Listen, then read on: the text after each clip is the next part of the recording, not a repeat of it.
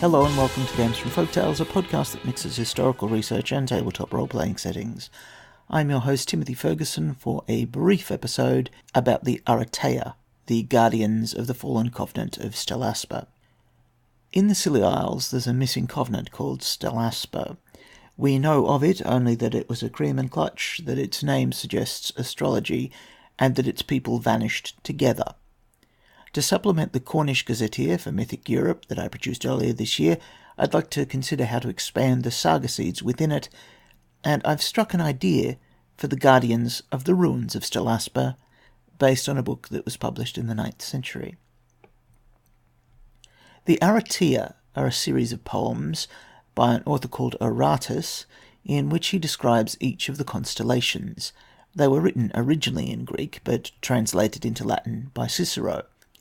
In the 9th century they were collected and published, each being illustrated by an extract of Hyenges's Astronomica, where the words had been shaped into a representation of the constellation.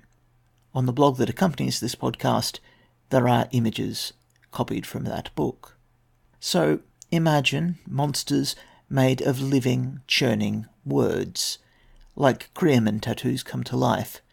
Word spirits that can eat language and incorporate it, creatures that can feed directly on spellcasting by swallowing its spoken components, creatures that are recharged by starlight. When the Cream and Clutch fled the world, perhaps to the Hall of Heroes, they left these things behind. It's not clear if they are adulterations or the results of experiments intended to draw down aspects of astral demons.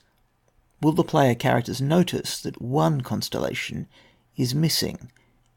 Technically it's the largest, but who, when fighting the Dragon and Orion, would miss something as mundane as the ship?